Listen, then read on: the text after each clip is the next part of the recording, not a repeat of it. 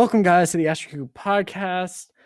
This is a little podcast where me and a bunch of my friends are here to talk about things that we enjoy, and just a way for us to hang out and discuss things that we like to discuss to you guys.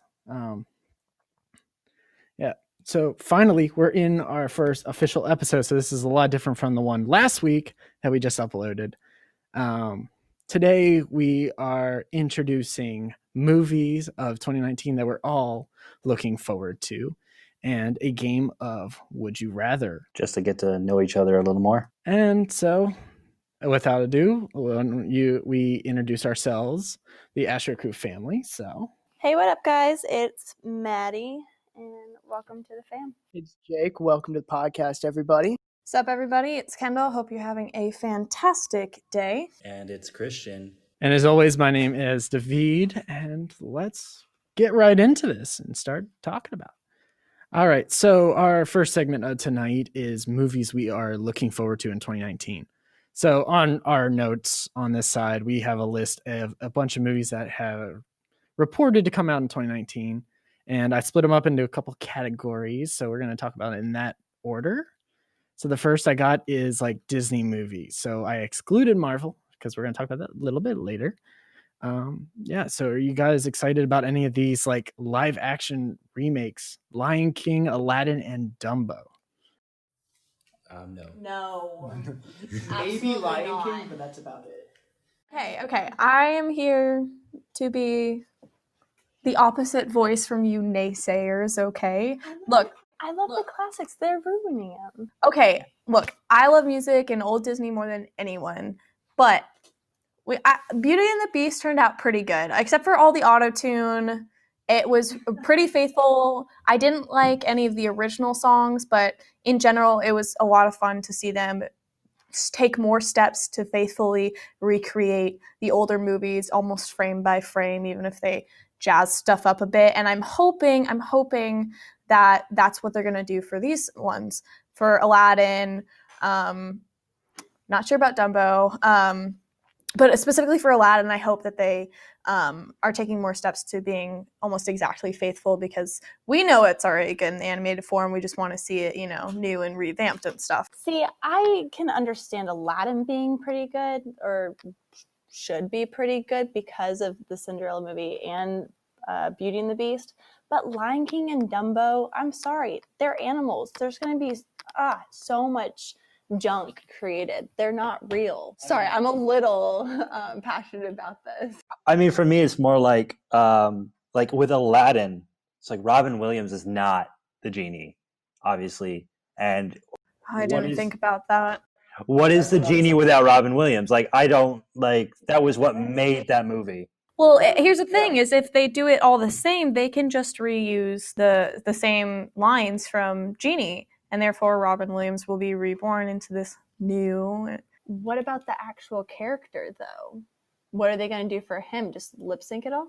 I mean, they originally lip synced the animation to the vocals, so I don't think it'll be that hard. But that's an animation versus a real person. People are messy. You think Genie's going to be a real person? Yeah, it is. It's Will Smith. Wait, no, I didn't know that. Yeah, this is why. Aladdin's going to be junk. I'm sorry. No, it is. End of story.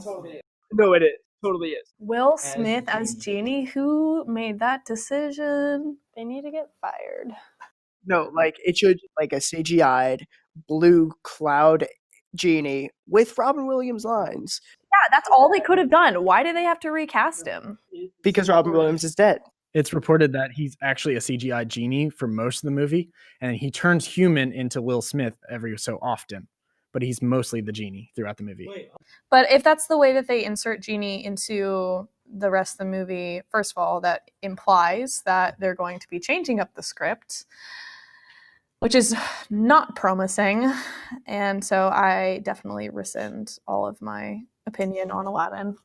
Guys, I was so mad when they added the extra scenes for the Lion King, like the animation version.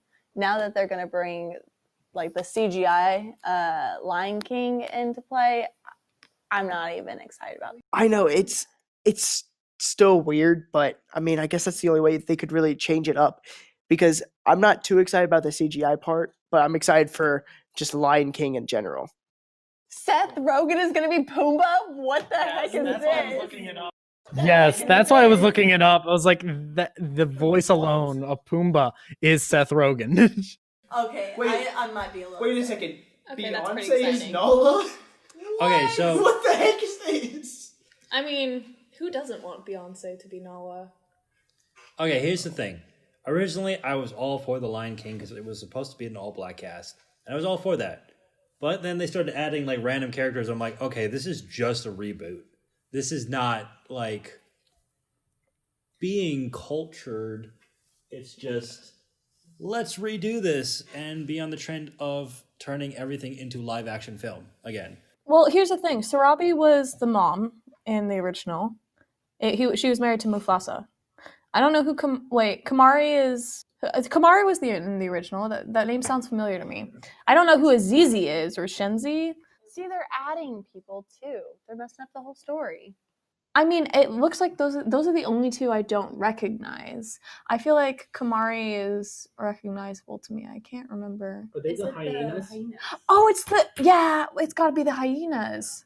Yes, that's the hyenas. So they're not adding anyone. All right. Well, okay. What about Dumbo? Dumbo, I don't know how. Like, I was scared about Dumbo just because it was Tim Burton. Like, nothing against Tim Burton, but his movies have a very different tone. Plus, the mouse isn't in it. They replaced the mouse with 2 kids. No, you can't do that.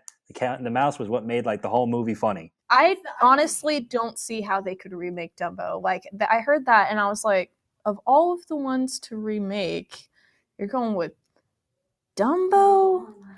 Dumbo? I was like, I understand that that's some, and for me personally, I understand that might be like a treasured memory, but like Dumbo was that weird, like Disney movie sort of thing, like like before like the peak of Disney, like Pocahontas and like the princesses and stuff, and but like Dumbo was like the early like weird turn of Disney where I was like, what am I watching? When I was a kid, I was just super confused, and also it kind of fit with Alice in Wonderland. Alice in Wonderland and Dumbo were like the 2 Disney VHSs that I would never pick first. Also Pinocchio. Do you remember Sword in the Stone? Yes, I do. That was a weird movie. No. Black Cauldron. Black Cauldron was the weird one. That movie like ruined Disney animation. Like straight up, the guys who created that, they also created Treasure Planet, and that was basically the end of the Disney animation studios. That's why they haven't made those animated movies ever again. That's why I moved from the hand drawn to CGI. Well, Princess and the Frog was the last one to like actually try, and it didn't do well. Yes.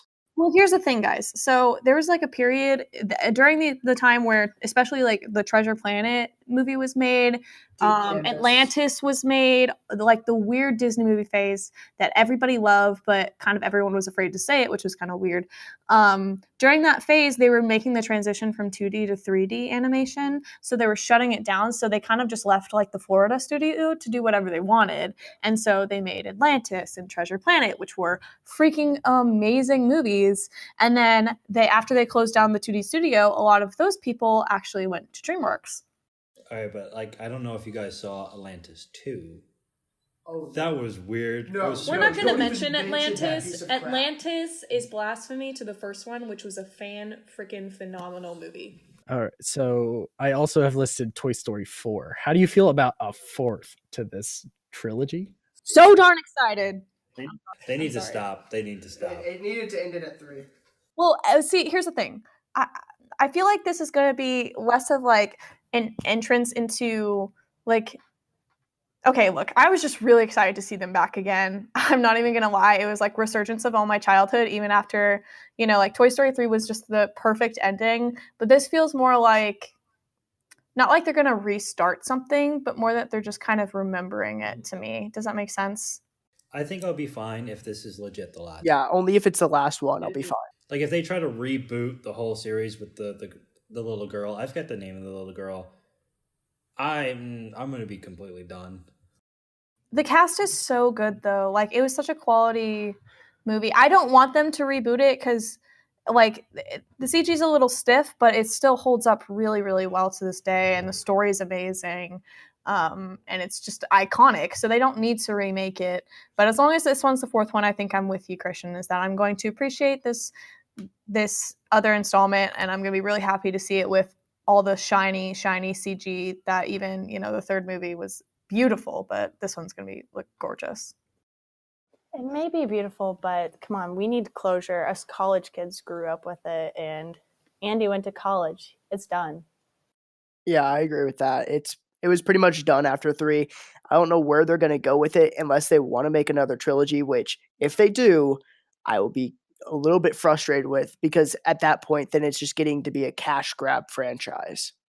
All the movies that have come out that are sequels to older movies, they really have been like either average or just like kind of bad. But yeah. Moving I guess we will just have to wait and see. Speaking of non-average, let's go to Marvel. Marvel. I am so excited, and so terribly filled with dread. Oh, Marvel. This is going to be a great year. Guys, I'm excited about the Spider-Man movie. I am a Spider-Man fan, and I'm excited. Okay, but here's the thing: we have to go through a lot of pain before we get there first, and I'm not excited about that. So let's back up. Okay, so Captain Marvel comes first. How you all feeling about that? I'm going to be honest that when I first saw the trailers, I was kind of like, meh. But then when I kind of saw where they were going with the Kree invasion, I really enjoyed that. I didn't read many comics as a kid, but I did catch a few of the Kree invasion kind of issues, and I really enjoyed those. So, like, I was just waiting for the Secret Wars to come up with all the scrolls and everything. So if that like carries over, the fact that like one of them might be a scroll, like the original Avengers, I still got my mind set that it's War Machine, but it could be anybody. You're the original conspiracy theorist. Is this because the actor changed?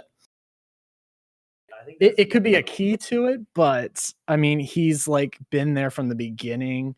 It's just he hasn't been really like anybody who has a superpower, so the scroll could mimic him.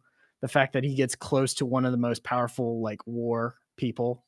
He's high in the military. He understands how humans fight, which would be a perfect place for a scroll to go.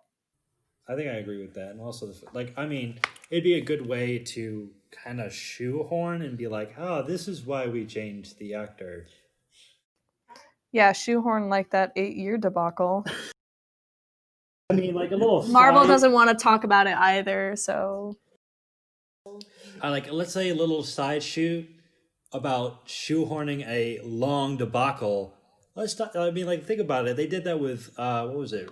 Not Rebels. A Star Wars movie where they were like, "This is why they blew up the Death Star so easily." Rogue One? That's it. Rogue One.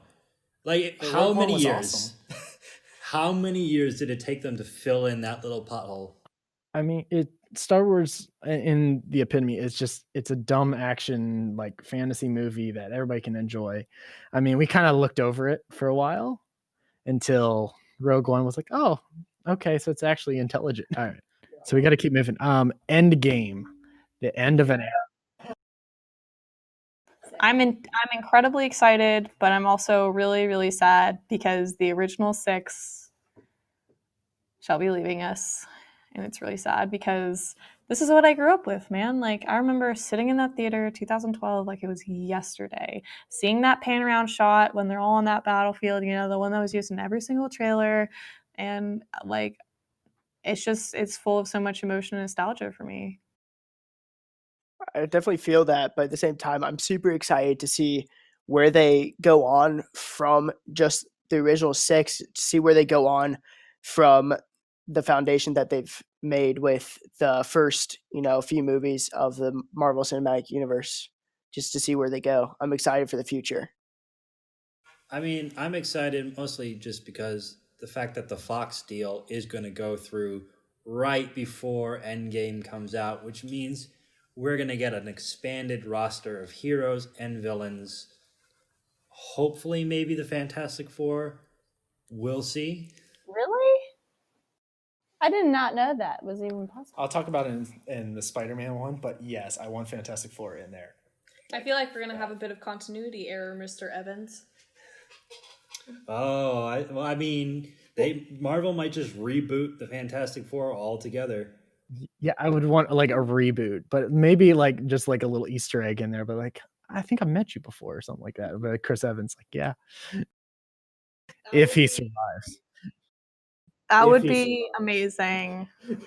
That would be amazing. Also, you know, it could just be like it could just be a result of the snap, depending on, you know, where this goes plot wise. But I think it'd be really cool if they could reboot the Fantastic Four. I think, as you said, in a conversation off the mic, you said something about how, you know, Stark Tower isn't theirs anymore, and that could potentially become the Baxter Building. Yeah, the Baxter Building. So I think that would be super cool. The other one it might be is Green Goblin shoehorning into Spider-Man. Spider-Man! I'm really excited what they can do with Spider-Man, because we've got a really, really young Peter Parker in a way that really feels young, and it feels like he has a lot of time to grow. So I think as long as Marvel doesn't hit too fast on the escalation, then we can get a lot out of him. And, you know, not like he's just this person to keep drawing movies out of, but because we enjoy him and we enjoy the character. I would agree with that. He's a really good Spider-Man. But I did hear a rumor that he would be basically the new like Robert Downey Jr., where like basically Iron Man is in so many of the Marvel movies in the beginning of the years of that franchise. So I heard that maybe that might be what they're going to do with Spider-Man, where maybe he's going to be the head of the new Avengers. We'll see. I'm okay with that. It can just be like a hodgepodge version of Spider-Man and Iron Man. Totally okay. I mean, there's also the fact that Miles is canon, I believe, in this universe. Yeah, with what's his uncle's name? That was, yeah, The guy who's on the street. Yeah, he played by Donald Glover. I forget the name of the character. Yeah. I forget the name of the character.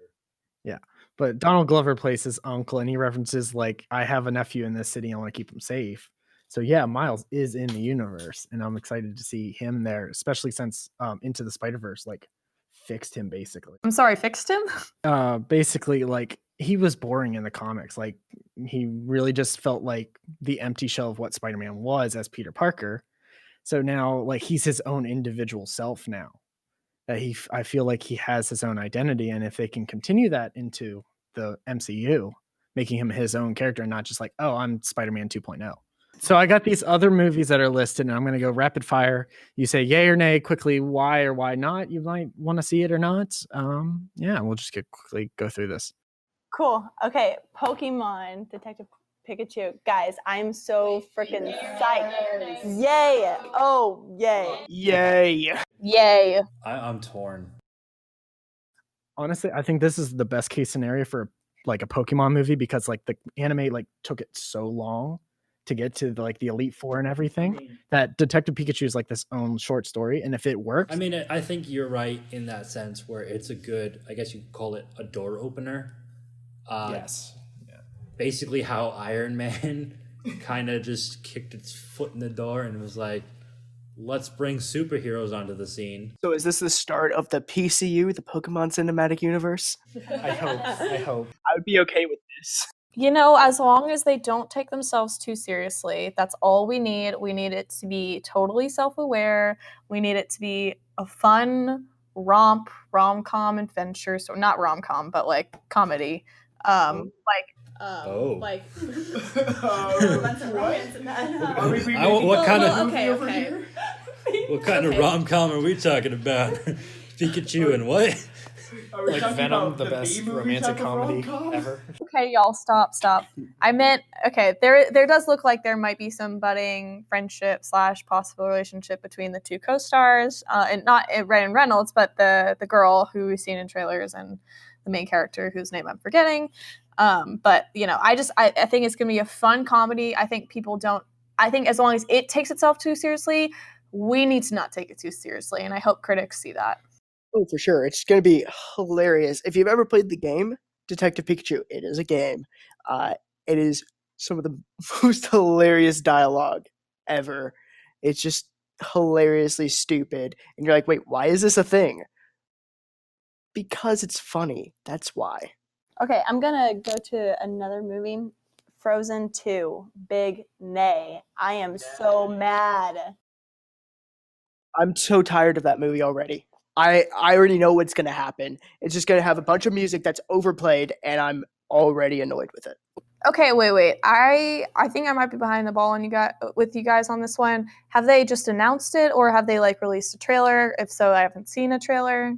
Rumors for the story, but you know, it's rumors. Well, here's the thing. We all knew this was going to happen. Since Frozen 1 came out, we knew that we were going to get a sequel. And honestly, it shocked me that it was waiting so long. It's a cash grab, and you're dealing with Disney. It's also the fact that we don't have straight to VHS anymore. Like, I mean, let's be honest, there was some weird straight to VHS movies that you're like, that plot was just slapped together. Basically, the straight to VHS, if you guys are too young to understand, it's basically meme central. It's basically where you can just draw. Oh no, I know what straight to VHS is. Of course I know what that is. You'd be But surprised. there's some people that don't know. There's some people who don't know what a VHS is, so. That's disappointing. I still have a VHS player in my house, so I can play my old Disney movies and Space Jam on VHS. All right, Jake, what's your movie? I think my movie would probably be How to Train Your Dragon: The Hidden World. I actually, Man, I was gonna pick that. sorry, pick another one. I'm actually kind of excited for this. I haven't really heard much about it, but I'm actually kind of excited for the series because I loved the original movie. Growing up, I was like, holy cow, dragons, animation, funny story, heck yes. And I kind of didn't follow the series for a while. I heard that the second one was pretty dang good, but I've watched snippets of it, haven't watched the whole thing. But I do want to see this one because I'm after, of course, seeing the second one. But I'm excited to get back into this franchise that was probably one of my favorites growing up for sure. Okay, guys, this movie is so near and dear to my heart. This was the first animated movie that I fell utterly in love with, started really looking at what animation was, and got super interested in it. It's what led me to realize that I wanted to work with some form of animation, which led me into my current, passion with video games and passion for writing. It made me realize that I wanted to write stories like this and to work with something that was so visceral. So I am so excited to see the end of this and how they bring it to a close. This was just an amazing series, and I think they're going to cap it off really, really well. The movie is John Wick 3. Specifically, Chapter 3, if you want to get technical. So is it a yay or nay from you? It's definitely a yay to go see that movie and own it. It's definitely one of the movie that I've bought the first and the second one as soon as it came out on DVD. I actually pre-ordered the second one. I just loved it so much. The choreo, like the fight scenes and everything just flows so well. It's just amazing. I can't wait to see what they're going to do with the third chapter. So mine, I have to say Dark Phoenix. I'm really excited for it, but it's kind of like she's shaking it. And Kendall's shaking her head right now. It's just, okay. So X3 failed at it. Okay. It's the same director as X3, but he's acknowledging that he messed up on the Dark Phoenix. So I like the 80s, like the reboot of the X-Men. Hold on, what is this? Because I haven't heard of this. Yeah, so Jean Grey, one of the X-Men, starts getting this power called the Phoenix Force in her. And Xavier, the dude that's bald, basically in a wheelchair, he kind of suppresses her power until one time he lets her loose and this power starts escaping. And she goes on this rampage. And she goes to Magneto, who's in a refugee camp, and just trying to figure out what her powers mean to her. and she goes uncontrollable, and Xavier blames himself the entire movie. So it's a really good X-Men series comic book, and I think they're going to do it well this time. I know it's an X-Men movie. It's kind of but I think this is going to be one of the... Look, I love this actress. I think she's great. But the way that the X-Men movies have done Jean Grey is just terrible. And I don't see it going well, because this is a story of Jean Grey struggling with her powers, and it should have been something that's been built up for a long time, and it feels like they're just throwing it out there for another X-Men movie, even after they were like, yeah, it's okay, that's it, we're done, you know? Yeah, I can agree. They did a little bit in Apocalypse of just kind of setting her up who she is. Days of Future Past, they kind of introduced her, but didn't really do anything with her. But yeah, it's been slowly built up, but then they're going to do this whole arc in one movie. So it seems like this is like a side story to the regular X-Men movie. Well, we'll just have to see. I have the opinion of Nay. I just want to talk really quick about Alita Battle Angel, because Alita Battle Angel looks like it's going to be super, super interesting. Okay, so basically, Alita Battle Angel, does anybody know what it's based on? It's like an older thing, right? Like from the 90s? It's like a 90s anime movie. Yeah. Well, the idea has been explored quite a bit across a lot of Japanese animation. We've got a lot of similar stories in the sci-fi realm. Specifically, I'm thinking of Ghost in the Shell sort of deal. But to explain to you, Maddie, Alita Battle Angel looks like it's going to be about this. It looks like it's going to be about a lot, which, you know, complicated plots and worlds are always going to be fascinating. But it looks like basically there's going to be two kind of areas on this world where one's humans and then one's machines, and like the machines are live like sort of up above, right? And so she kind of falls down this machine, and this scientist or mechanic like rescues her, builds her back up, and she's living with humans. And she's a totally CGI character. I think they have someone doing mocap, but she's a total CGI character, and she's acting. I think I know what you're talking about. She's got big eyes. Yes, big eyes, yeah. And so it looks really gorgeous. I think they're using the uncanny valley to their advantage. I kept thinking perspective, and I was like, that's not right. But I think they're using the uncanny valley to their advantage, because she looks just awkward enough for us to be like, wait, is she human and is she not? And that's the whole premise of the movie, where she is trying to figure out who she is, where she belongs, and then obviously that takes sort of an action-y turn, and it looks really, really fun, and I'm super excited about it. I mean, I'm really excited. It kind of reminds me of Astro Boy. I don't know if you guys ever saw that. Oh, I remember Astro Boy. They did. It was originally a 1999 thing, and then Netflix remade it. Or it wasn't Netflix. It was DreamWorks? I think it was DreamWorks, but they made a movie. Yeah, it had Nicolas Cage as the father. But yeah, it looks really gorgeous. It looks like a lot of energy was put into it. And honestly, even more so than energy and effort, I see a lot of soul and a lot of character in this movie, which is something that we don't get a lot. Even if it's a little bit of a rehash of former ideas, it really looks like there's something new and a lot of different passion and energy is being put into this project. And that is something that's super exciting, because we don't get that a lot just in Hollywood, in the movie industry. All right, so we spent a lot of time on movies, but yeah, so we're going to move into our next segment. Usually we have 3, but this time we have 2.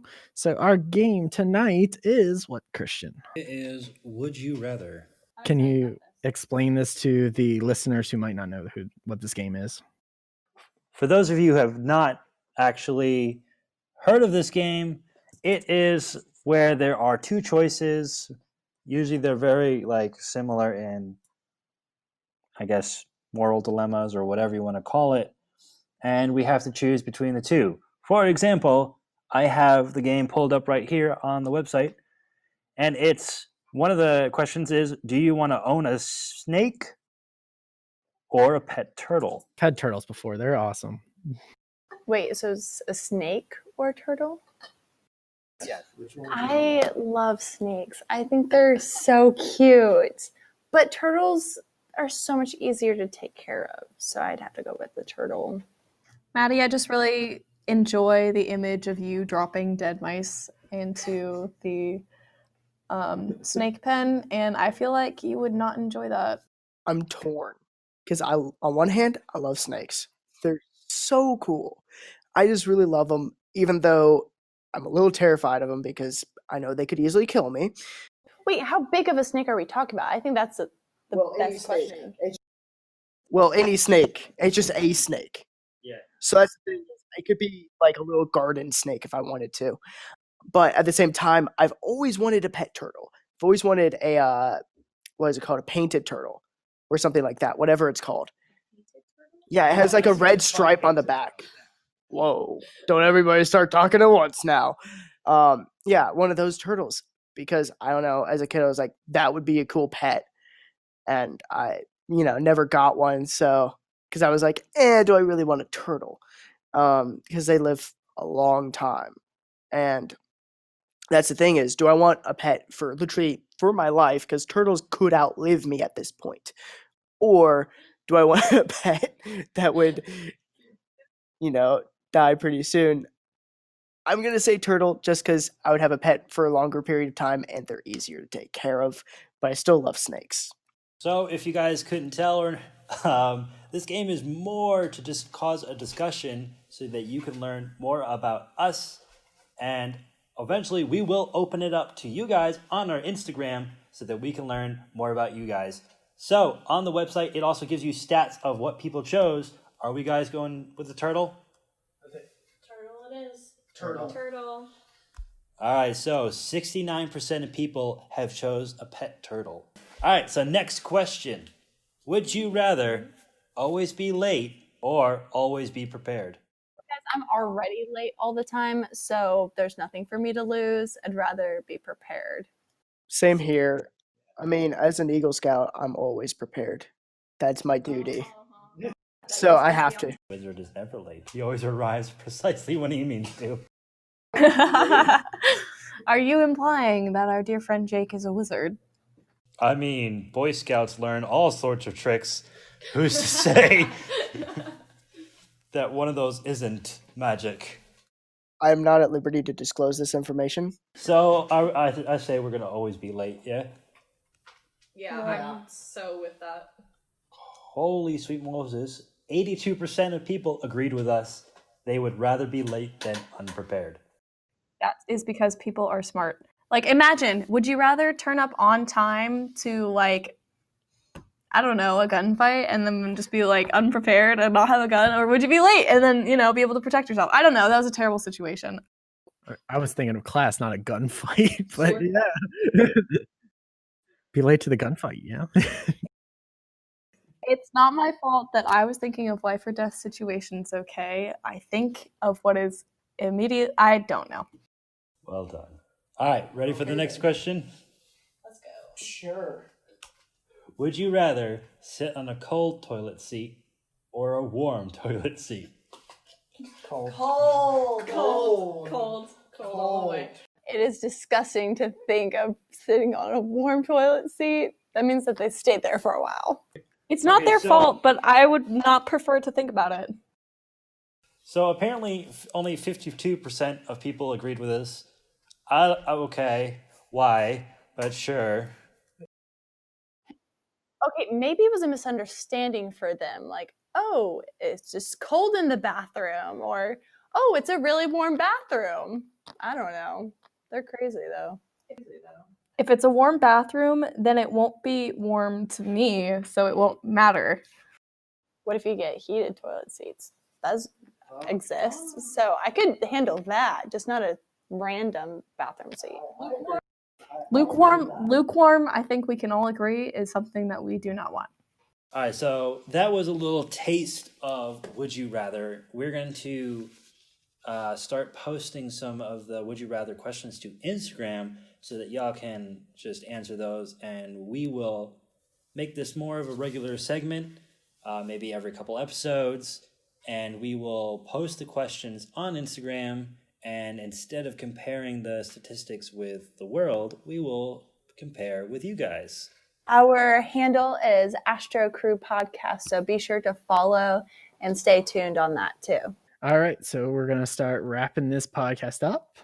Bye, guys. It was Maddie. It was nice to chat with you guys. All right, thank you guys for listening. It's Jake. See you next time.